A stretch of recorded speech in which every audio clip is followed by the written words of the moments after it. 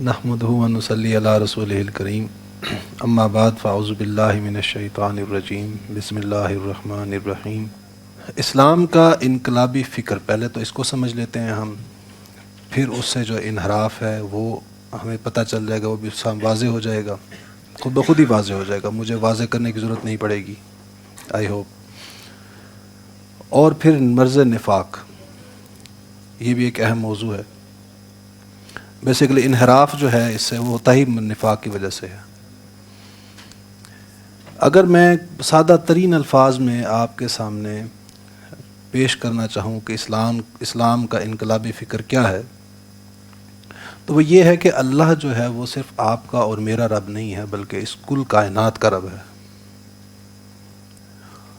चूँकि वो कुल कायनात का रब है तो उसकी रबूबियत का हक़ है कि इस कुर्रे अर्ज़ी के ऊपर सिर्फ उसका हुक्म नाफिज हो। जब हम कहते हैं कि सिर्फ उसका हुक्म नाफिज हो, तो इसका मतलब है कि जो आज जदीद दुनिया में या जदीद समाजियात में जो दो तकसीमें कर दी गई हैं कि दीन अलग चीज़ है, दुनिया अलग चीज़ है, तो उससे मुराद फिर हम लेते हैं कि दीन हो चाहे दुनिया हो, दोनों गोशों में ज़िंदगी के अल्लाह का हुक्म नाफिज हो।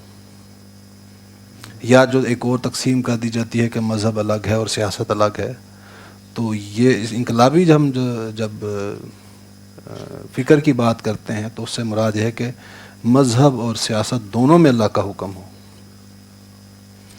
एक और तकसीम भी की जाती है जो समाजियात के अंदर, वो है ज़िंदगी को दो गोशों में तकसीम किया जाता है, एक इनफरादी गोशा और एक इज्तिमाई गोशा। तो इन दोनों गोशों में अल्लाह का हुक्म नाफिज किया जाए, ये है इनकलाबी फ़िक्र इस्लाम का। और ये अल्लाह का हुक्म जो है ज़िंदगी के हर गोशे में उसका नाफिज होना क्यों लाजिम है? क्योंकि जब ये होगा तो निज़ाम अदल इज्तिमाई जो है इसके समर के तौर पर सामने आएगा। और जब आप निज़ाम अदल इज्तिमाई कायम कर पाएंगे तो फिर ही उसकी रबूबियत का जो समर हैं, जो उसके फर हैं, जो उसके फ़वाइद हैं, वो लोगों के सामने नज़र आएंगे, इनफरादी ज़िंदगी में भी, इज्तिमाई ज़िंदगी के अंदर भी। अब ये तो मैंने बहुत सादा अंदाज में कोशिश की है कि आपको समझा दूँ कि इनकलाबी फ़िक्र इस्लाम का है क्या, कि अल्लाह जो है उसका हुक्म ज़िंदगी के हर गोशे में विदाउट एनी एक्सेप्शन, बिला शिरकत गैरे, अनकंडीशनली उसे कबूल किया जाए, उसे नाफिज किया जाए।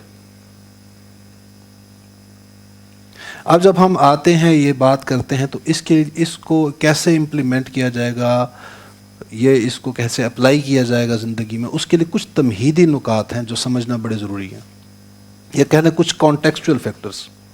अब जब भी कोई बात करते हैं तो वो कोई गिवन कॉन्टेक्स्ट होता है ना जिसमें आप वो बात करते हैं। तो इसके लिए हम ज़रा अगर पीछे की तरफ जाएं, समाजी इर्तिका को देखें, तो आज जो इंसान का जो हम देखते हैं जदीद समाजियात में जो तकसीम की जाती है, वो दो तकसीमें की जाती हैं कि एक इंसान की ज़िंदगी का इनफरादी गोशा है और एक उसकी ज़िंदगी का इज्तिमाई गोशा है।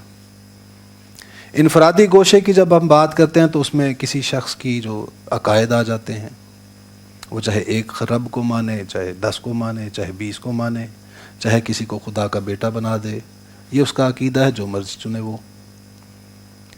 दूसरी जो है वो जब जिसको भी रब बनाया है, जिसको भी अपना परवरदिगार इंसान ने बनाया है, तो उसके साथ जो है वो कोई ताल्लुक़ कायम करने के लिए कोई रसूमात की भी ज़रूरत पड़ती है उसे, जिसे हम रसूमात अबूदियत कहते हैं। जैसे हम नमाज़ पढ़ते हैं, रोज़ा रखते हैं, ये क्या है? रसूमात अबूदियत हैं। तो इबादात जो हैं ये भी इनफरादी गोशे से मुतल्लिक़ होती हैं। और कुछ रसूमात भी, सारी नहीं, कुछ रसूमात भी इंसान की इनफरादी ज़िंदगी से मुतल्लिक़ होती हैं। कि बच्चा पैदा हुआ है तो बच्चे के पैदा होने पर हम क्या रसूमात करेंगे? उसका अकीका करेंगे, उसके कान में अज़ान देंगे। इसी तरह कोई फौत हो गया है तो अब उसको दफनाना है या उसको जलाना है, उसको क्या करना है, ये हमारी इनफरादी ज़िंदगी से मुतल्लिक़ ये मामलात होते हैं, ये फ़ैसले होते हैं जो हमने करने होते हैं। और जो इज्तिमाई ज़िंदगी है हमारी, उसके फिर 3 लेयर्स हैं या 3 गोशे हैं उसके। ایک سماجی گوشہ ہے یا معاشرتی گوشہ ہے، جسے ہم معاشرتی نظام کہتے ہیں، ایک معاشی نظام ہے، اور ایک سیاسی نظام ہے۔ یہ تین گوشے ہیں۔ اگر ہم سوشل ایولیوشن کو دیکھیں شروع سے، جہاں انسان غاروں میں رہا کرتا تھا، تو وہاں کسی بھی فرد کی جو آزادی تھی وہ بہت زیادہ تھی۔ ایک فیملی تھی جو ایک غار میں رہ رہی تھی، اس میں اس کے پاس اختیار زیادہ تھا، اس سے کم لوگوں سے، بیوی تھے، بچے تھے، بس اتنے لوگوں سے انٹریکٹ کرنا پڑتا تھا۔ اپنا اگر کچھ اس کو اپنی اجتماعی جو ہے اس کو جو خواہشات تھیں، جو انفرادی خواہشات تھیں، اس کو کچھ اجتماعی جبر کے تلے اگر اس کو کمپرومائز کرنا پڑتا تو وہ بہت تھوڑا تھا کہ بیوی کی بات ماننی ہے، کچھ کہیں پر بیوی کی خاطر اپنی کچھ خواہشات کو پیچھے چھوڑ دینا ہے، کہیں اولاد کی خاطر اپنی خواہشات کو کہیں پیچھے چھوڑ دینا، کمپرومائز کرنا ہے۔ اس کا سکوپ بہت لمیٹڈ تھا۔ پھر یہ جب غاروں سے نکلا ہے انسان، تو پھر اس نے قبیلوں کی صورت اختیار کی کہ بہت سے خاندان ملے اور خاندانوں نے مل کر ایک قبیلے کی صورت اختیار کی۔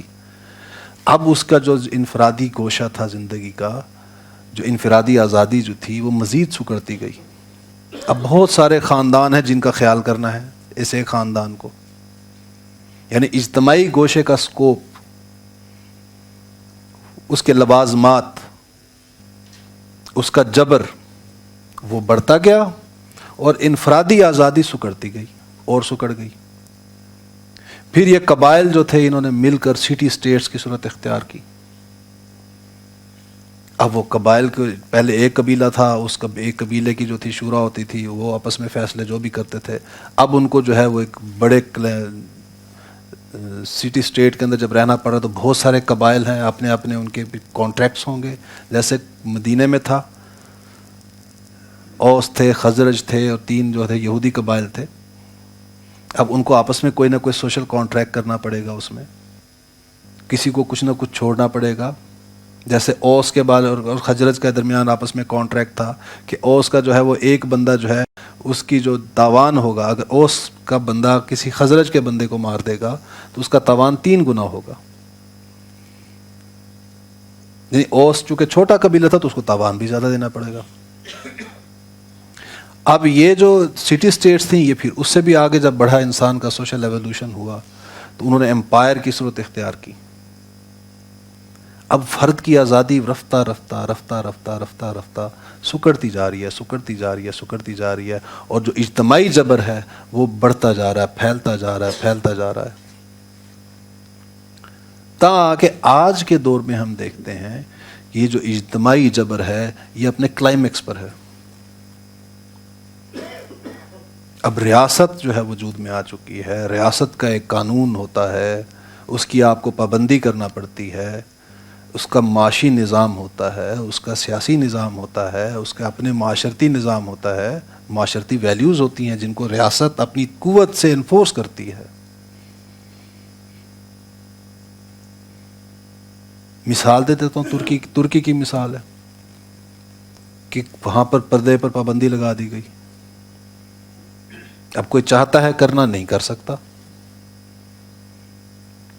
ابھی فرانس میں ہم نے دیکھا پچھلے دنوں ایک لیجسلیشن ہوئی، حجاب پر پابندی لگا دی گئی۔ تو سماجی زندگی میں بھی ریاست اپنی فورس سے، قوت سے انسان کی انفرادی آزادی کو کچل دیتی ہے۔ تو اس دور میں جو انفرادی آزادی ہے وہ تو بہت سکڑ گئی ہے۔ یہ کہنے کہ جو زندگی کا جو انسان کا انفرادی گوشہ تھا، اس کے اندر اس کی جو آزادی تھی، جو پہلے بہت زیادہ تھی، آج کے دور میں وہ آزادی بہت سکڑ گئی ہے۔ اس کو میں اور بھی آگے جا کر اگر کہوں کہ انفرادی گوشے میں کوئی شخص جو بھی عقیدہ رکھتا ہو وہ آزاد نہیں ہو سکتا اس کے اجتماعی نظام کے جبر سے۔ میں ایک خدا کو مانتا ہوں، میں اس کی بندگی کرنا چاہتا ہوں، میں نماز پڑھنا چاہتا ہوں، میرا باس کہتا ہے نہیں تمہیں اجازت نہیں ہے۔ اب میں اگر نماز کے لیے اٹھتا ہوں تو وہ کہتا ہے میں تمہیں نوکری سے نکال دوں گا، تو چھوڑتے ہیں نا نماز۔ آپ کہتے ہیں کہ میں نے فوج میں جانا، وہاں پر اگر آپ سے انٹرویو میں پہلے پوچھا جاتا ہے کہ داڑھی کٹواؤ گے، آپ کہتے ہیں نہیں، تو کہیں گے سوری ہم تو آپ کو نہیں ایکسیپٹ کر سکتے۔ تو آپ کیا کہیں گے؟ جس نے نوکری کرنی ہے وہ کہے گا نا جی میں کٹوانے کو تیار ہوں. تو آپ کے انفرادی زندگی، آپ کہتے ہیں میں اللہ کو مانتا ہوں، اس کی ماننا چاہتا ہوں، عقیدہ یہ ہے کہ واحد رب میرا اللہ ہے، میں اسی کی ماننا چاہتا ہوں، آپ مان نہیں سکتے. یہ ہے جبر اجتماعیت کا جو اپنے کلائمیکس کو پہنچ چکا ہے اس دور میں. تو وہ جو پہلے تو دوئی تھی انفرادی اور اجتماعیت کی، اس دور میں آ کر وہ دوئی ختم ہو گئی ہے. یہ صرف کہنے کی باتیں ہیں جو آج کے اس دور میں سیکولر ورلڈ میں جو کہا جاتا ہے کہ religion is the private matter of every individual. یہ پرائیویٹ میٹر نہیں رہا اب اس دور میں. یہ کہنے کو بس کتابی جملوں کی حد تک کہہ دیں گے، یہ بس کتابوں تک بات ہے، حقیقت میں ایسا نہیں ممکن.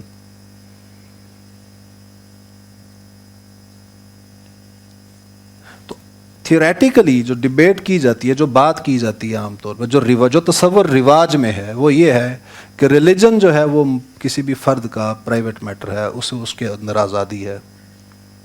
لیکن یہ جو اجتماعی گوشہ ہے، یہ جو سیکولر فیلڈ ہے، اس میں مذہب کا کوئی لینا دینا نہیں ہے.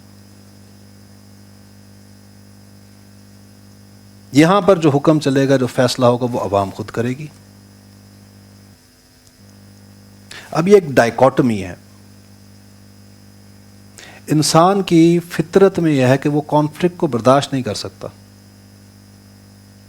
میں ایٹیٹیوڈ رکھتا ہوں سچ بولنے کا، رجحان رکھتا ہوں میں سچ بولنے کا، لیکن میرا بیہیویئر، میرا ایکشن یہ ہے کہ میں جھوٹ بولنے پر مجبور ہوں. تو اب کانفلکٹ ہے نا. یہ کانفلکٹ میرے اندر گلٹ پیدا کرتا ہے، اور وہ گلٹ مجھے پش کرتا ہے کہ میں اس کانفلکٹ کو ریزالو کروں. میں کیا کرتا ہوں؟ یا تو اپنے بیہیویئر کو چینج کر لوں گا، اپنے عمل کو ٹھیک کر لوں گا، جھوٹ بولنا چھوڑ دوں گا، جو میرا رجحان ہے سچ بولنے کا اس پر آ جاؤں گا، اپنا عمل بھی اس کے مطابق کر لوں گا. یا اگر میں یہ نہیں کر سکتا کہ اپنے عمل کو درست کر لوں، تو پھر میں اپنے اس ایٹیٹیوڈ کو چینج کروں گا. یعنی اگر رشوت لینا جو ہے وہ چھوڑنا جو ہے وہ میرے لیے ممکن نہیں ہے، تو پھر میں رشوت لینے کو ریشنلائز کروں گا. اگر جھوٹ چھوڑنا میرے لیے ممکن نہیں ہے، تو پھر میں جھوٹ بولنے کو ریشنلائز کروں گا، اپنے ایٹیٹیوڈ کو چینج کروں گا. اس کانفلکٹ پہ نہیں رہ سکتا. تو وہ جو میں نے پہلے بات کی کہ وہ باتیں جو سیکولرزم میں جو کی جاتی ہیں کتابی طور پر، کہ ریلیجن جو ہے وہ پرائیویٹ میٹر ہے انڈیویجول کا، اور جو سیکولر فیلڈ ہے یہاں پر عوام کی حکمرانی ہوگی، اس کی مرضی چلے گی، یہ بس سراب ہے. یہ بات بھی حقیقت میں فی الواقع ایسا ممکن ہے ہی نہیں. میں خدا کو مانتا ہوں، میں اپنی انفرادی زندگی میں تو اپنے عقیدے میں تو اس کو ایک مانتا ہوں، لیکن اپنی اجتماعی زندگی میں اس سے بچ نہیں سکتا. میں سود سے بچنا چاہتا ہوں، میں بچ نہیں سکتا سود سے. تو کانفلکٹ کھڑا ہو گیا نا میرے عقیدے اور میرے عمل کا. تو اس کو ریزالو کروں گا کہ نہیں کروں گا؟ میں یا تو اپنی فطرت کو مسخ کروں گا، جو فطرت کی آواز ہے اس کو دباؤں گا، قتل کروں گا اس کو، اس کا گلا گھونٹوں گا، کوئی ہیلے بہانے گھڑوں گا.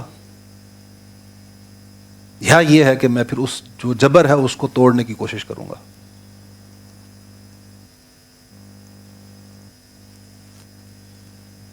تو اسلام باقی مذاہب کے یہ ویسے ایک لحاظ سے ٹھیک ہے، عیسائیت ہو یا دوسرے مذاہب ہوں، وہ ان کا تعلق زندگی کے انفرادی گوشے سے ہی ہے.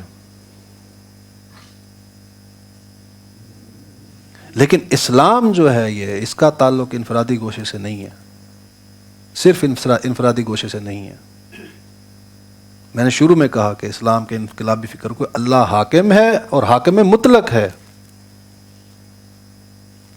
وہ کل کائنات کا رب ہے.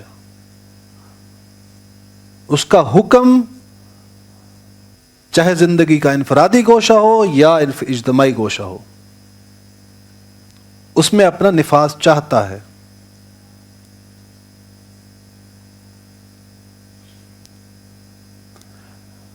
اب اب یہ جو نفاذ ہے اللہ تعالیٰ کا یہ اجتماعی اور انفرادی گوشے میں، یہ اس ڈائیکاٹمی کو ریزالو کیے بغیر چارہ کوئی نہیں ہے.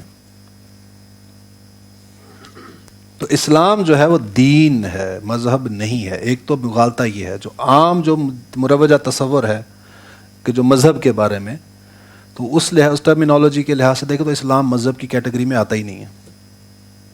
یہ ایک دین ہے، ایک ضابطۂ حیات ہے، ایک نظام ہے.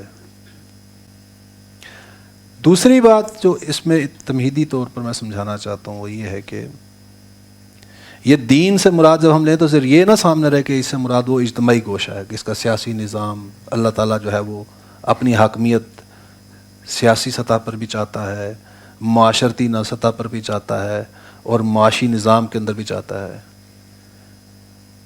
نہیں، دین میں مذہب بھی شامل ہے کیونکہ ڈائیکاٹمی ہے نہیں، یہ وہ واحد دین. اسی لیے ہم کہتے ہیں کہ یہ دین ہے، یہ جامع دین ہے کہ یہ زندگی کو تقسیم نہیں کرتا، اس میں دوئی پیدا نہیں کرتا، اس کو ایک اکائی بناتا ہے. یہ کانفلکٹ کریٹ نہیں کرتا کسی فرد کی ذات کے اندر. میں اگر اللہ کو اپنی انفرادی زندگی میں اگر اس کو اپنا رب مانتا ہوں تو اپنی اجتماعی زندگی میں بھی اسے اپنا رب مانتا ہوں. میں اگر اپنی انفرادی زندگی میں اللہ کی مانتا ہوں تو میں اپنی اجتماعی زندگی میں بھی اللہ کی مانتا ہوں، بلا شرکت غیر، وداؤٹ اینی ایکسیپشن، انکنڈیشنلی. یہ ہے کچھ کانٹیکسچل فیکٹرز. یہ سامنے رہیں تو پھر سمجھ آئے گا کہ اسلام کے اس فکر کو انقلابی فکر کیوں کہتے ہیں. دیکھیں انقلاب کی ڈیفینیشن کو سمجھیں ذرا. انقلاب ہوتا کیا ہے؟ جو جدید جو ماڈرن سوشیولوجسٹ جو ہے بیان کرتے ہیں جو اس کی ڈیفینیشن، وہ کہتے ہیں کہ زندگی کے اجتماعی گوشے میں، کسی بھی اجتماعی گوشے میں کوئی بنیادی تبدیلی، اس کو انقلاب کہتے ہیں. تو مروجہ تصور کیا ہے؟ وہ یہ ہے کہ اجتماعی گوشہ یعنی سیاسیات، معاشیات اور سماجیات، معاشرتی زندگی، یہاں پر جو ہے تصور جو ہے یہاں حاکمیت کا قائم ہے کہ فرد حاکم ہے، آزاد ہے، وہ اپنی مرضی سے جس کو مرضی جو مرضی کریں، اپنے باہمی مشورے سے جو مرضی کریں. سود کو حلال کرنا ہے تو کر لیں، شراب کو حلال کرنا ہے کر لیں، جو گے میرجز ہیں اس کو جائز کرنا ہے تو کر لیں، ان کی مرضی، ان کی آزادی ہے ان کی. یہ ہے تصور حاکمیت جس کو ہم سیکولر تصور کہتے ہیں. اس میں ایک ریڈیکل چینج لے کر آ رہے ہیں. آپ کہہ رہے ہیں نہیں، ہم تو حاکم ہیں ہی نہیں، ہم تو سب سرونٹ ہیں، ہم تو تابع ہیں، حاکم تو اللہ ہے. سروری زیبا فقط اس ذات بے ہمتا کو ہے، حکمراں ہے ایک وہی باقی بتانے حاضری. ایک ریڈیکل چینج لے کر آ رہے ہیں. ایک تصور ہے جو کہ مروجہ تصور کی جڑ کاٹنے والا تصور ہے. معاشرے کی 100% اکثریت بھی ایک طرف ہو جائے تو وہ سود کو حلال نہیں کر سکتی کیونکہ اللہ نے اس کو حرام کہا ہے.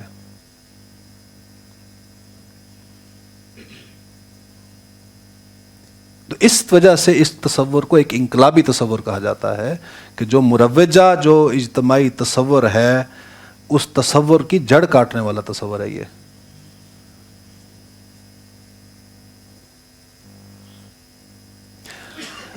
اب اس تصور کو جب آپ نے لے کر کھڑے ہونا ہے تو یہ بڑا مشکل کام ہے. یہ کوئی آسان کام نہیں ہے. کیا ایک شعر ہے بڑا خوبصورت، اکبر الہ کیا ہے شاید، رقیبوں نے رپٹ لکھوائی ہے جا جا کے تھانوں میں کہ اکبر نام لیتا ہے خدا کا اس زمانے میں. تو آج آپ کھڑے ہو کر کہیں کہ جناب اللہ کا حکم ہم نے جو ہے وہ نافذ کرنا ہے اجتماعی سطح پر بھی، زندگی کی گوشے میں اور انفرادی سطح پر بھی، تو آپ کو کہا جائے گا یہ دقیانوس آ گئے ہیں، یہ کنزرویٹوز آ گئے ہیں، یہ ملاٹے آ گئے ہیں، یہ قدامت پرست آ گئے ہیں، یہ جاہل لوگ کھڑے ہو گئے، ان کو پتہ ہی نہیں ہے دنیا کہاں جا رہی ہے، دنیا کے تقاضے کیا ہیں. اس قسم کے بتیاں کسی جائیں گی، سوشل بائیکاٹس فیس کرنے پڑیں گے.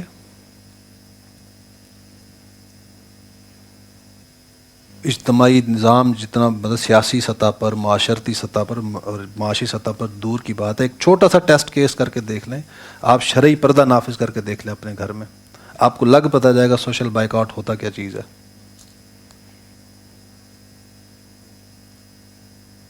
اور جب تک وہ آپ پر وہ مصیبت آئے گی نہیں، تب تک آپ کو یہ سوشل بائیکاٹ آپ کا ہوگا نہیں، تب تک آپ کو سمجھ ہی نہیں آئے گی کہ شیب ابی طالب میں ہوا کیا تھا، ان پر بنو ہاشم پر بیتی کیا تھی۔ آپ کسی کے ہاتھوں میں پلے بڑے ہوتے ہیں، آپ ان کے منظور نظر ہوتے ہیں، آپ ان کی جگر گوشے ہوتے ہیں، آپ سے محبتیں ہوتی ہیں ان کو، اور جو آپ سے محبت کرتے ہیں، جن کی آپ آنکھوں کا تارا ہوتے ہیں، وہ یکسر آنکھیں بدل لیتے ہیں، آپ کا بائیکاٹ کر دیتے ہیں، آپ کو پھینک دیتے ہیں کاٹ کے خود سے ایک عضو معطل کی طرح۔ یہ جو انسان کی طبیعت پہ شاخ گزرتی ہے، یہ تکلیف، آپ کے بہن بھائی ہوں، آپ کے والدین ہوں، آپ کے چاچے پھپھے ہوں، پھوپھیاں ہوں، رشتہ دار، کتنے قریبی رشتے ہیں یہ جب آپ کو کاٹ دیں گے اپنے آپ سے، تو انسان کی جو طبیعت پر جو ایموشنل شوق پہنچتا ہے، جو ٹراما جس سے وہ گزرتا ہے، وہ تو جو گزرے گا اس کو سمجھ آئے گی کہ ان پر کیا گزری ہوگی شیب ابی طالب میں۔ ایک چھوٹی سی بات ہے، مطلب اسلام تو بہت وسیع ہے، اس کا ایک جز کا میں کہہ رہا ہوں، اس پر آپ عمل کر کے دیکھ لیں، آپ کو پتہ لگ جائے گا۔ بڑا خوبصورت شعر ہے یہ شہادت گاہ الفت میں قدم رکھنا ہے، لوگ آسان سمجھتے ہیں مسلمان ہونا، تو آپ آئیں ذرا شہادت گاہ الفت میں قدم رکھیں نا، تو پتہ لگے گا۔ تو یہ جو جد و جہد ہے، اس کے لیے کنوکشن چاہیے کہ قدم کر لڑکھڑا نہ جائیں۔ میں نے دیکھا ہے میرے خاندان میں 2-3 لوگوں کو دیکھا، میرے سامنے میں نے مثالیں ہیں وہ، کہ انہوں نے سوچا ایک دفعہ، ان کو جوش چڑھا، انہوں نے کہا اچھا جی ہم پردہ کرواتے ہیں، پردہ کرایا، فیملی بائیکاٹس ہوئے جب، تو ہفتے کے اندر اندر سارے توبہ طائب ہو کے سارے کچھ اتر کے، پردے شردے اتر گئے، دوبارہ نارملائز ہو گئے، اسیمیلیٹ ہو گئے دوبارہ سوسائٹی میں۔ تو یہ جب تک کنوکشن نہیں ہوگی انسان کے اندر، اس کے قدم جو ہیں وہ جمے نہیں رہ سکتے۔ آپ سوچیں سورہ حامیم سجدہ کی وہ جو آیت ہے، کہ وہ لوگ جو ایمان لائے، جنہوں نے کہا کہ ہمارا رب تو اللہ ہے، اور پھر اس پر جم گئے،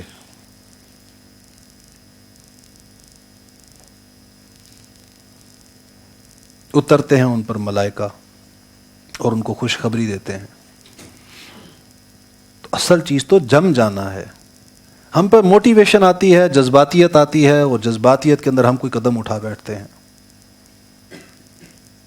وہ قدم تو اٹھا لیا، اب اس پر جازم رہنا، اس پر جمع رہنا، اس پر ڈٹے رہنا، یہ امتحان ہوتا ہے اصل۔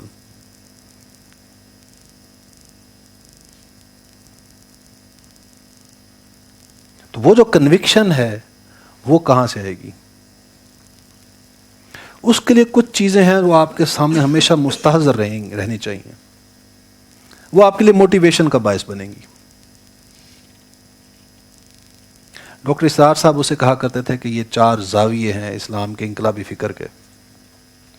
میں اس کو ذرا ایک اور انداز، انہی 4 باتوں کو ایک اور انداز میں بیان کر رہا ہوں، کہ یہ وہ چیزیں ہیں جو آپ کے اندر موٹیویشن قائم رکھیں گی، جو آپ کے اندر کمٹمنٹ کو ہمیشہ قائم رکھیں گی۔ سب سے پہلی بات تو یہ ذہن میں رکھیے کہ یہ جو اسلام کا جو فکر ہے، یہ جامع ترین فکر، کہ اللہ کیا ہے؟ حاکم مطلق ہے۔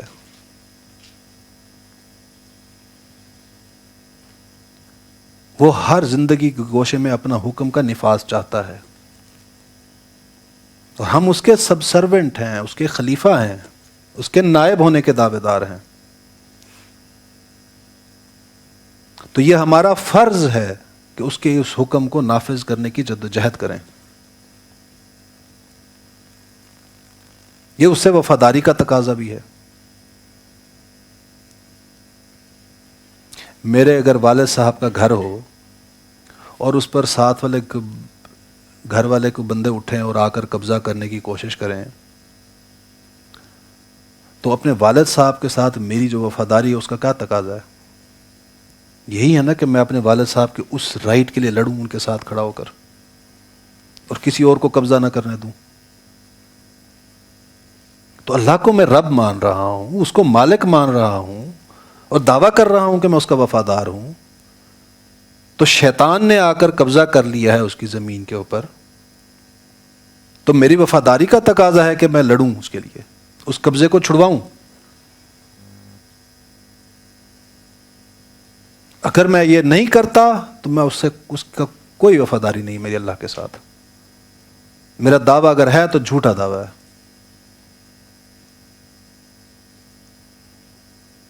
اور میں نے ابھی آپ کو سمجھائی یہ بات کہ آج کے دور میں انفرادی زندگی کا جو گوشہ ہے اس کے اندر بھی اب کوئی آزادی نہیں رہی، جو اجتماعیت کا جبر ہے اس کی وجہ سے.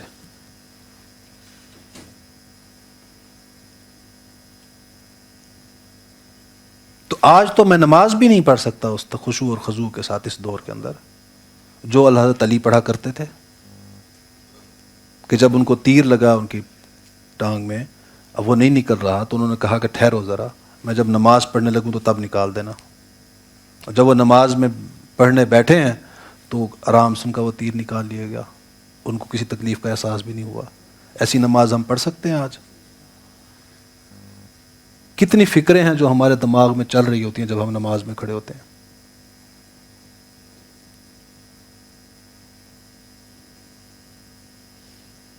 تو یہ ہم پر فرض ہے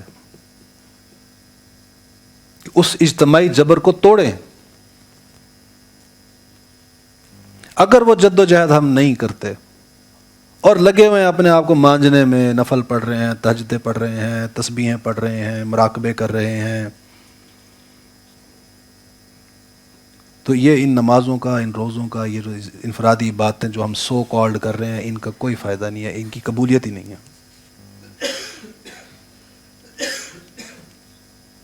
حدیث میں سنا دیتا ہوں اس کے اوپر کہ اللہ نے جبرائیل کو کہا کہ جاؤ فلاں بستی کو اس کے لوگوں پر پلٹ دو.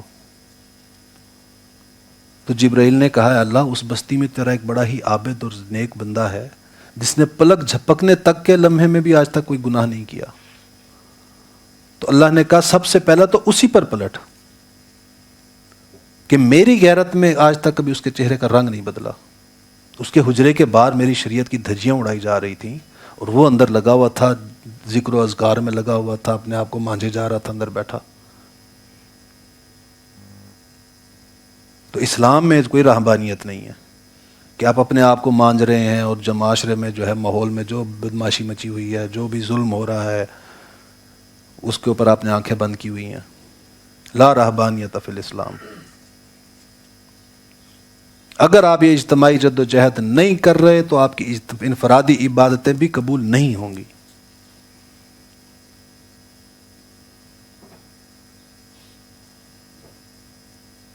اللہ کیا کہتا ہے قرآن میں؟ اسلام میں داخل ہو پورے کے پورے، جزوی اطاعت نہیں چاہیے اسے کہ میں انفرادی زندگی میں تو اس کی مان رہا ہوں، اجتماعی سطح پر میں کوئی کام نہیں کر رہا، میری تو بندگی ادھوری ہے.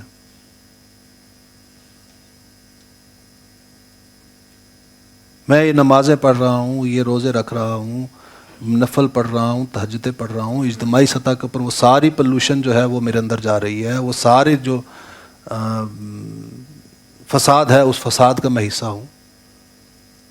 اگر میں جد و جہد نہیں کر رہا اس کے خلاف، اس اجتماعی جبر کے خلاف، تو میں نے ریکنسائل کیا ہوا اس کے ساتھ. وہ قرآن کیا کہتا ہے؟ افتؤمنون ببعض الکتاب وتکفرون ببعض. تم کتاب کے ایک حصے کو مانتے ہو اور ایک کو نہیں مانتے. فما جزاء من یفعل ذلک منکم. تم میں سے جو کوئی یہ روش اختیار کرے گا کہ میرے ایک حصے حکم کو تو مانے اور ایک کو نہ مانے، الا خزی فی الحیات الدنیا، کہ میں ان کو دنیا کی زندگی میں رسوا کر کے رکھ دوں. ویوم القیامت یردون اشد العذاب. اور قیامت کے دن تو ان کو میں شدید ترین عذاب کی طرف ہانک کے لے جاؤں گا. اشد سپرلیٹو ڈگری ہے شدید کی، سب سے سخت ترین عذاب یہ منافقوں کے لیے ہے. کہ ایک بات مانتے، جس کو ہمارا نفس کو ایک فلٹر پیپر بنایا ہوا ہے، نفس پر جو چیز آسان گزرے گی اس کو مان لیں گے، جو گراں گزرے گی اس کو نہیں مانیں گے۔ اللہ کو جو اطاعت، جو بندگی چاہیے وہ کامل بندگی چاہیے۔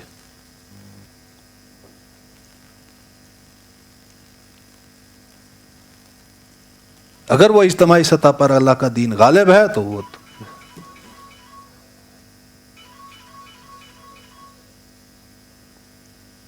تو پھر تو سونے پہ سہاگا ہے، نہیں ہے تو پھر آپ کو جد و جہد کرنا پڑے گی، اس جبر کو توڑنا پڑے گا، کیونکہ وہ جبر آپ کی بندگی کو ادھورا رکھے ہوئے ہے۔ آپ نے اپنی بندگی کو اگر کامل کرنا ہے تو اس جبر کو توڑیں اور دوسروں کو بھی نکالیں اس جبر سے۔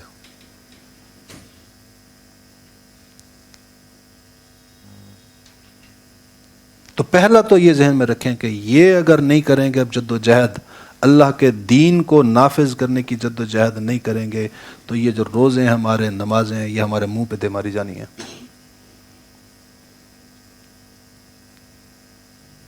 ادھورا تصور بندگی کا اللہ کو قبول ہی نہیں ہے۔ وہ کامل اطاعت، کامل بندگی چاہتا ہے، وہ اپنے حکم کا نفاذ کامل طور پر چاہتا ہے۔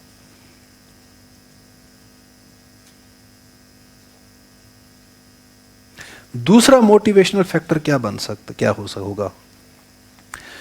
دیکھیں، وہ کہتے ہیں کہ سائیکالوجی میں higher is the target, higher is the motivation. آپ کا ٹارگیٹ جتنا ہائی ہوگا اتنی آپ کی موٹیویشن ہائی ہوگی۔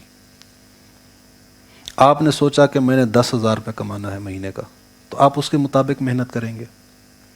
آپ نے کہا میں نے ایک مہینے میں 1,00,000 روپے کمانا ہے، تو اب آپ اس کے مطابق محنت کریں گے۔ جتنا ٹارگیٹ ہائی رکھیں گے اتنی محنت زیادہ کریں گے۔ تو یہ بھی ذہن میں رہنا چاہیے کہ اسلام ایک عالمگیر دین ہے، یہ کسی خاص علاقے، کسی خاص نسل سے متعلق نہیں ہے۔ پوٹینشلی ایک عالمگیر مذہب ہے، دین ہے۔ اس کا آغاز یقیناً کسی خطے سے ہی ہوگا۔ جیسے بارش ہوتی ہے تو وہ کسی خاص علاقے میں ہوتی ہے، پھر اس کا پانی جو ہے وہ ندی نالوں میں اور دریاؤں میں جاتا ہے، اور پھر وہ سارے آگے مزید علاقوں کو جا کے وہ سیراب کرتا ہے جہاں بارش نہیں بھی ہوئی ہوتی۔ آغاز تو کسی علاقے سے ہی ہوتا ہے نا۔ تو اللہ کے دین کو نافذ کریں گے تو کریں گے نا کسی خطے سے ہی نا، اس کا آغاز تو کسی خطے سے ہوگا۔ لیکن اس کے بعد یہ نہیں کہ بس ہم نے پاکستان میں اللہ کا دین نافذ کر دیا تو اس کے بعد کام ہی ختم ہو گیا، نہیں۔ یہ تو بعثت محمدی کی تکمیل ہی تب ہوگی جب یہ دین کل کائنات پر غالب ہوگا۔ آپ صلی اللہ علیہ وسلم کا تو مقصد رسالت ہی تک اس کی تکمیل ہی نہیں ہو سکتی جب تک کہ کسی کل روئے ارضی کے اوپر اس کا جو ہے وہ نفاذ نہیں ہو جاتا۔ اسی لیے اس نے کہا، اقبال نے کہا ہے نا، وقت فرصت ہے کہاں، کام ابھی باقی ہے، نور توحید کا اتمام ابھی باقی ہے۔ اس نور توحید کا اتمام کب ہوگا؟ جب کل روئے ارضی کے اوپر اللہ کا دین غالب ہوگا۔ تو صرف یہ ذہن میں نہیں رہنا چاہیے کہ ہم نے پاکستان میں کرنا ہے، یا ہم نے مالاکنڈ میں کر لینا ہے، یا ہم نے کشمیر میں کرنا ہے صرف، یا ہم نے پنجاب میں کرنا ہے، نہیں۔ ہمارا ٹارگیٹ بلند ہے، اس کا آغاز کہیں نہ کہیں سے ہم کریں گے۔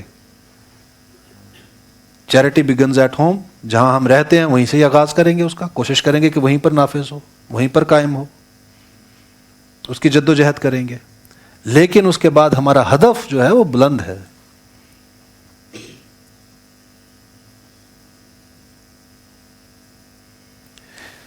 تیسری جو اس کے اندر ڈرائیونگ فورس ہے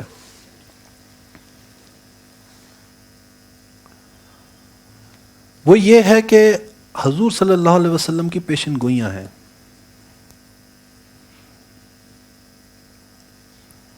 کہ یہ قیامت سے پہلے یہ ہو کر رہنا ہے، خلافت علی منہاج النبوہ قائم ہو کر رہے گی۔ بظاہر ہمیں بے شک نظر نہیں آ رہا، گراؤنڈ ریالٹیز کو دیکھیں تو یہ تو ایک سراب لگتا ہے، خواب لگتا ہے، ایک گمان لگتا ہے، یہ خام خیال لگتا ہے، یہ ناقص خیال لگتا ہے اگر کسی میں نظر آئے تو. بظاہر ایسا کچھ نظر نہیں آتا منظر، لیکن کس نے دی ہے یہ گواہی؟ وہ صادق المصدوق، جن کو اللہ نے کہا ہے کہ یہ سچے ہیں. تو ہمارا ایمان ہے ان چیزوں کے اوپر. جیسے اللہ کی بات جو ہے اس پر ہم ایمان رکھتے ہیں، تو ایمان بالرسالت کیا ہوتا ہے؟ وہ بھی تو ہے نا ہماری ایمانیات کا حصہ.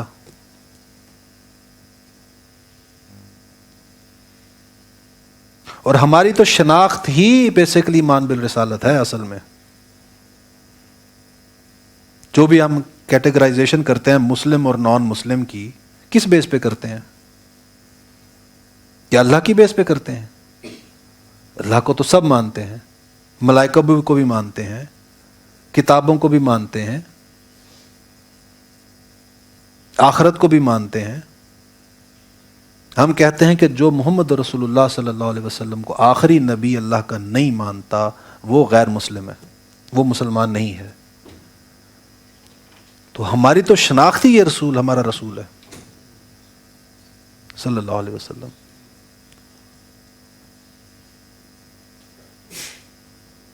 تو جو ہستی ہمارے ایمان کا حصہ ہے اس ہستی نے یہ پیشن گوئیاں کی ہیں. اور میں نے میرے سامنے مشرق اور مغرب کو لپیٹا گیا ہے، لپیٹ کر دکھایا گیا ہے. زمین میں مٹی اور گارے کا بنا ہوا کوئی گھر نہیں ہے دیکھا میں نے جس میں کہ اسلام جو ہے نہ گیا ہو، اللہ کا کلمہ نہ پہنچا ہو. بڑا خوبصورت شعر ہے جو موجودہ حالات کو دیکھیں ہم اپنے تو اس کی عکاسی کرتا ہے کہ اور بھی دور فلک ہیں ابھی آنے والے، ناز اتنا نہ کریں ہم کو ستانے والے. جو آج ہمیں ستا رہے ہیں، جو ہمیں تنگ کر رہے ہیں، بڑا ناز کر رہے ہیں، کر لیں ناز، اتنا بھی نہ ناز کریں. ابھی اور بھی دور فلک بھی آنے والے ہیں. وہ وقت آ کر رہے گا جب اللہ کا یہ کلمہ سر بلند ہو کر رہے گا.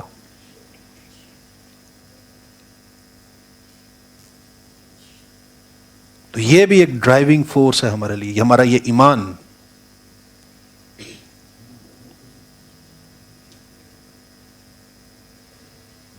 چوتھی اہم چیز جو ہے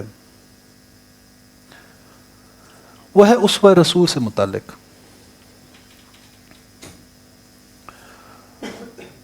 وہ بھی پیشن گوئی میں ہے جو میں نے بیان کی حدیث کا ایک آخری حصہ کہ خلافت علی منہاج النبوہ آ کے رہے گی. وہ لمبی حدیث ہے جس میں آپ صلی اللہ علیہ وسلم نے 5 ادوار گنوائے اور اس میں آخری دور کا گنوایا کہ اللہ پھر خلافت علی منہاج النبوہ آئے گی.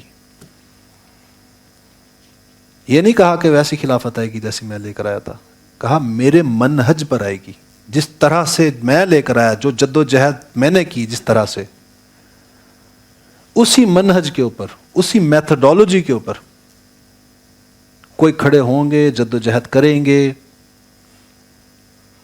اور وہ لے کر آئیں گے انقلاب. وہ نظام عدل اجتماعی قائم کریں گے. آپ سوچیں حضور صلی اللہ علیہ وسلم نے ایک حدیث میں فرمایا، آپ صلی اللہ علیہ وسلم نے، کہ تمام انبیاء کی تکلیفوں کو اگر اکٹھا کر لیا جائے تو میں نے اکیلے نے ان سے زیادہ تکلیفیں اٹھائی ہیں. ایک طرف اللہ کی محبوب ترین ہستی اور دوسری طرف اتنی تکلیفیں، اتنی آزمائشوں سے گزارا ہو. کیوں؟ کیونکہ انہوں نے ہمارے لیے رول ماڈل بننا تھا. کل کو ہم یہ نہ کہہ سکتے کہ اللہ تعالیٰ وہ تو نبی تھے، وہ کچھ اور ہی چیز تھے، ہم تو اب عام سے لوگ ہیں، ان کے تو کوئی بشری تقاضے تھے ہی نہیں، وہ تو ملائکہ میں سے تھے. نہیں، ایک انسان کی نفسیات پر جو تکلیفیں آ سکتی ہیں یا اس کو جو جسمانی تکلیفیں برداشت کرنی پڑ سکتی ہیں، ان تمام تکالیف سے گزارا ہے اپنے نبی صلی اللہ علیہ وسلم کو اللہ نے. اور یہ ایگزامپل سیٹ کی ہے کہ تم جب اس راستے پر آؤ گے تو یہ مصائب تم پر آئیں گے. اور تمہارے لیے رول ماڈل بنایا اس رسول کی ذات کو. کہیں پر تم ڈگمگا نہ جانا. دیکھنا رسول بھی قائم رہا تھا اپنے قدموں پر، اور اس کے ساتھی بھی اپنے قدموں پر قائم رہے تھے، ہر آزمائش سے گزرے ہیں.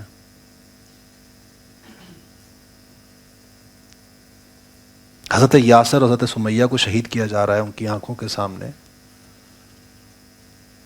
جبکہ ابھی ہیں ہی تھوڑے ساتھی. تو کتنے عزیز ہوں گے وہ جب تھوڑے سے ہوں آپ کے پاس ساتھی ویسے ہی، لیکن وہاں پر برداشت کر رہے ہیں اس کو. احد کے اندر جو ہیں وہ کتنے عزیز عزیز ساتھی تھے جو جن کو جو شہید ہوئے ہیں، ان کی قربانیاں دی ہیں، برداشت کیا اس کو. اللہ تعالیٰ جو قرآن میں بار بار کہتا ہے کہ میں تو لازماً آزماؤں گا تمہیں، جان اور مال کی کمی سے، تمہاری محنتوں کے لٹ جانے سے. ان آزمائشوں سے گزرے ہیں محمد رسول اللہ اور ان کے ساتھی.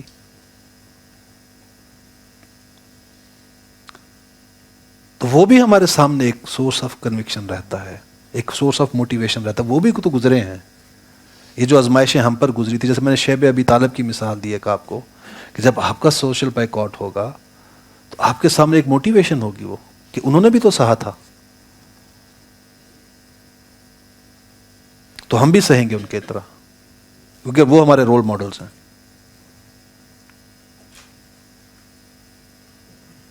تو یہ چار چیزیں اگر سامنے رہیں، مستحضر رہیں، ہمیشہ ہمارے سامنے رہیں، تو وہ جو کنوکشن چاہیے اس مقصد کے لیے جو میں نے اوپر بیان کیا، جو اسلام کا انقلابی فکر میں، کہ یہ لازم ہے ہم پر کہ وہ جد و جہد کریں، فرض ہے ہمارے اوپر، فرض عین ہے. اگر یہ فرض عین، یہ سب سے بڑا فرض ہے. آپ سوچیں ہم نماز کو کتنی اہمیت دیتے ہیں. قرآن میں 700 سے زائد دفعہ نماز کا ذکر آیا ہے. کتنی بنیادی عبادت ہے، 11 سال بعد جا کے فرض ہو رہی ہے. معراج جب ہوا ہے واقعہ، تو اس سے پہلے کیا کر رہے تھے محمد رسول اللہ صلی اللہ علیہ وسلم؟ یہی جد و جہد کر رہے تھے، اقامت دین کی، اللہ کے دین کو غالب کرنے کی جد و جہد کر رہے تھے. اس کی سٹیجز ہوتی ہیں مختلف. ہم سنت کی بات کرتے ہیں، رسول کی یہ سنت مان رہے تھے، ہم فلاں رکھ لی، ہم نے سنت رسول کی فلاں سنت پوری کر لی. رسول کی سب سے بڑی سنت تو یہ ہے جس سے وہ اپنی زندگی میں ایک لہجہ، ایک گھڑی بھی اس سے کبھی وہ چونکے نہیں ہیں.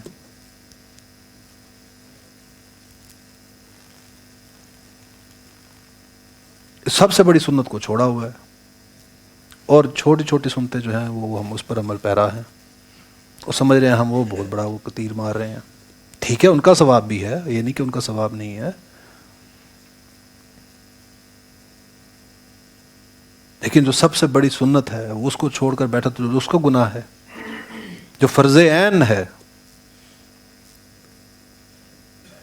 جو قرآن میں آیا ہے، استعینوا بالصبر والصلاۃ، مدد حاصل کرو نماز سے اور صبر سے. کس چیز کے لیے مدد حاصل کرو؟ یعنی ہدف کوئی اور ہے، مقصد کوئی اور ہے. اس مقصد میں جو آپ کو قوت چاہیے، جو حوصلہ چاہیے، جو ہمت چاہیے آپ کو، جو مدد چاہیے آپ کو، وہ نماز اور روزے سے ملے گی تمہیں.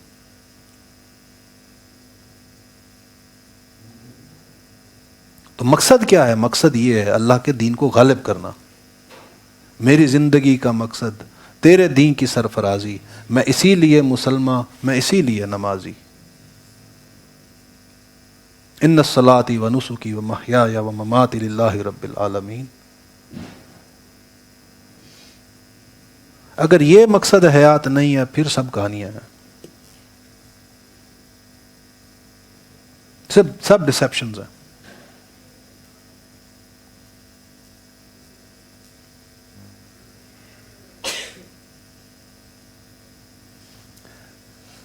آخر میں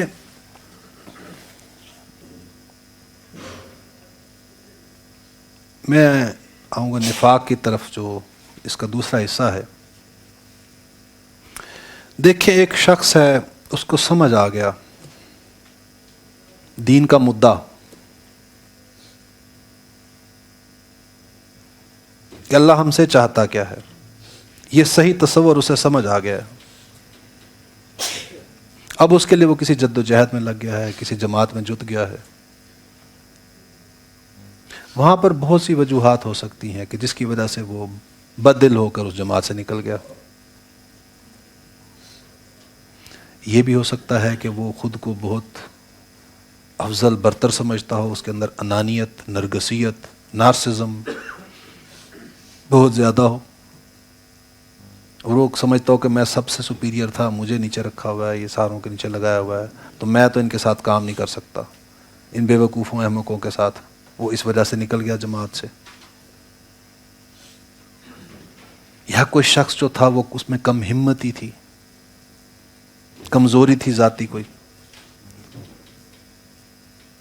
وہ اس کم ہمتی کی وجہ سے نہیں یار یہ تو بڑا مشکل کام ہے، یہ میرے بس کا کام نہیں ہے، میں یہ نہیں کر سکتا، وہ اس جماعت سے نکل گیا۔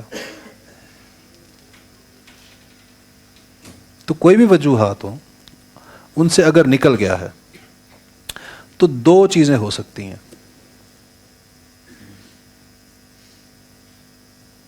یا تو یہ ہوگا کہ وہ تین ہو سکتی ہیں بلکہ، ایک تو یہ ہے کہ آپ نے سمجھا یہ کہ نہیں یہ جس جماعت میں لگا ہوا تھا یہ جماعت جو ہے یہ اپنے مقصد سے ہٹ گئی ہے، یا یہ جو امیر ہے ہمارا یہ منحرف ہو گیا ہے،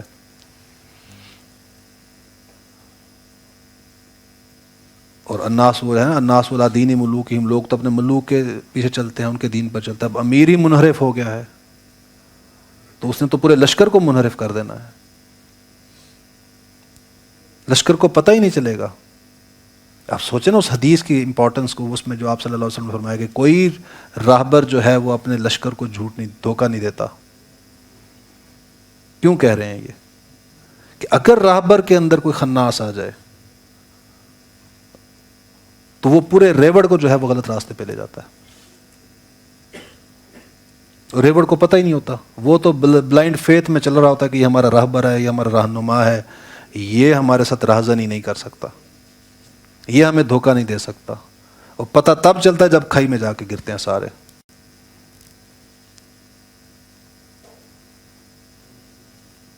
تو کوئی راہبر جو تھا اس میں خوئے دل نوازی نہیں تھی۔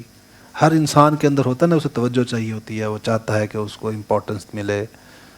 انسان کے اندر یہ بھی بلونگنگنس کی نیڈ بھی ہوتی ہے نا، کہ انسان چاہتا ہے کہ مجھے چاہا جائے، پسند کیا جائے، تو اس کو ہر انسان کو کچھ نہ کچھ دل نوازی چاہیے ہوتی ہے، خوئے دل نوازی چاہیے ہوتی ہے۔ تو اگر کسی رہنما میں نہیں تھی وہ چیز، اس میں سختی تھی مزاج میں، تو کوئی اس سے بد دل ہوا کہ بھئی مجھے تو یہ ان کے ساتھ کام کر کے یہ تو کبھی اپریسیشن ہی نہیں ملتی، ان سے تو کبھی مجھے جو ہے وہ ستائش بھی نہیں ملتی، مجھے کبھی الفت کے دو کلمات بھی میں نے نہیں سنے ان سے، تو مجھے تو مزہ نہیں آ رہا یہاں پر، تو اس وجہ سے چھوڑ کے چلا گیا۔ تو اگر یہ نہیں ہے، اگر آپ کو لگا یہ ٹھیک ہے، چھوڑ دیا آپ نے وہ جماعت، تو پھر کھڑے ہوں اپنی جماعت بنائیں۔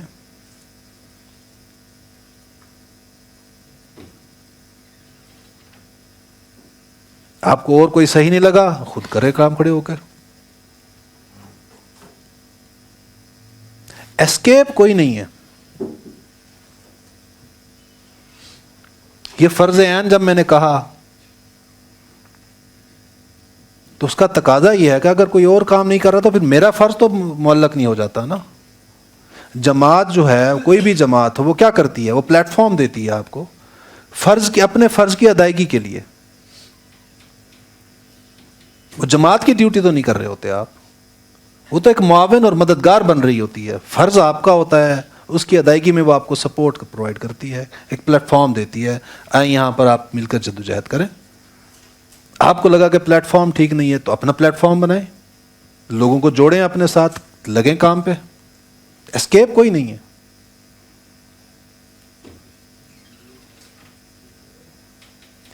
اسکیپ اختیار کرنے والی دو صورتیں ہو سکتی ہیں، جو میں نے کہا تین آپشنز تھی۔ ایک تو یہ ہے کہ آپ خود نکلے ہیں ایک جماعت سے تو خود کھڑے ہو گئے پھر وہ کاز کو لے کر۔ دوسرا یہ ہے کہ بد دل ہو کر، ڈس ہارٹ ہو کر، مایوس ہو کر اس جد و جہد کو ترک کر دیا، چھوڑ دیا۔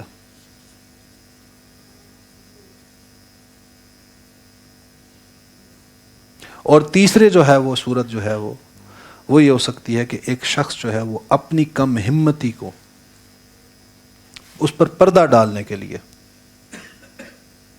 اپنی کمزوری پر پردہ ڈالنے کے لیے اس فکر کے اندر کیڑے نکالے یا اس کے اندر کوئی کجی پیدا کرے،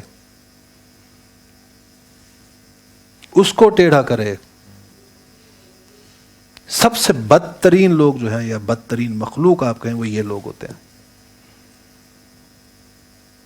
مسئلہ بیہیویئرل تھا، مسئلہ ان کا نفسیاتی تھا، لیکن اپنے آپ کو بچانے کے لیے، اپنے سیلف امیج کو بچانے کے لیے جا کر کہا کہ یہ فکر ہی غلط ہے،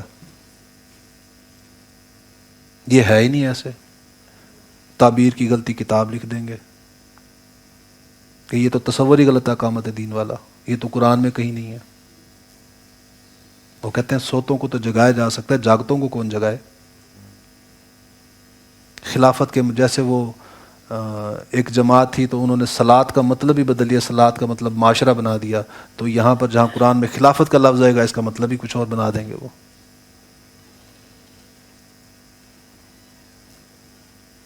سب سے بدترین لوگ تو یہ ہوتے ہیں،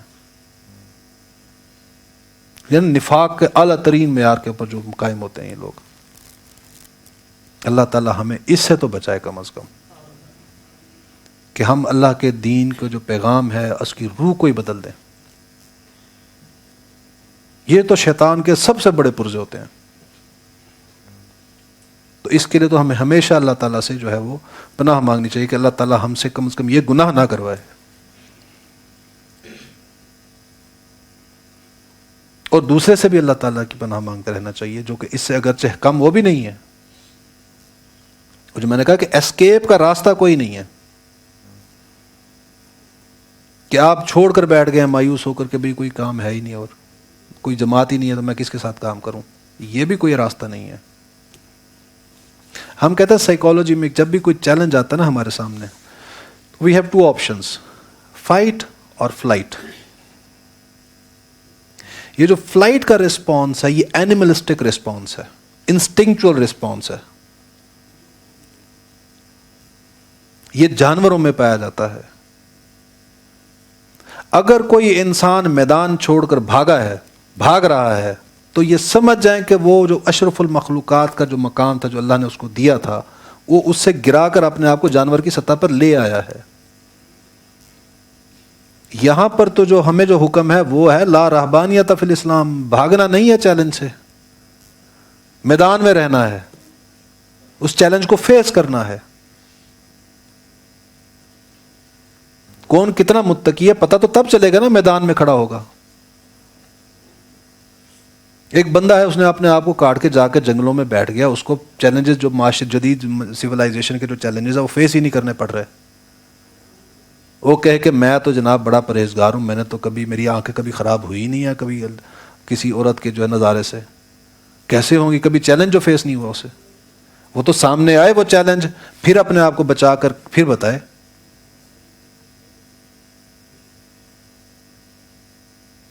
تو کیا شعر بڑا خوبصورت ہے بڑھاپے کے بارے میں اگرچہ کہ رکا ہاتھ جب پارسا ہو گئے ہم، نہیں پارسائی ہے نارسائی۔ تو جا کر معاشرے سے کاٹ کے بیٹھ گئے ہیں آپ اور جا کر کہہ رہے ہیں کہ جناب میں تو بڑا بچہ ہوں، بڑا متقی ہوں۔ کیا متقی ہیں آپ جب چیلنج ہی کوئی پیش نہیں ہے آپ کو؟ تقویٰ ہے کیا؟ خود بچانا اپنے آپ کو۔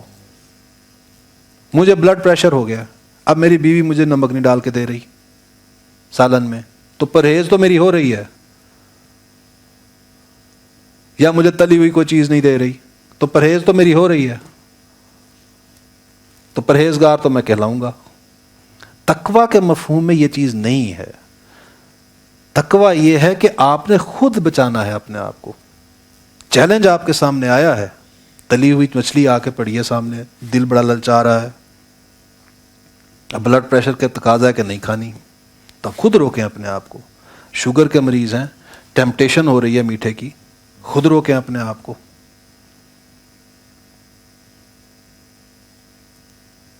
تو اسلام جو ہمیں جو اسپرٹ جو ہمارے اندر انجیکٹ کرتا ہے وہ ہے فائٹ، فیس دا چیلنج، بھاگنے کا کوئی راستہ نہیں ہے۔ اللہ تعالیٰ سے دعا ہے کہ جتنی گزارشات میں آپ سب لوگوں کے سامنے پیش کر پایا ہوں ان کو قبول فرمائے، اور اگر کوئی بات مفید نہ نکلی ہو میرے منہ سے تو اللہ تعالیٰ آپ کے ذہنوں سے اسے محو فرمائے اور مجھے اس کے لیے معاف فرمائے۔ وآخر دعوانا ان الحمد للہ رب العالمین۔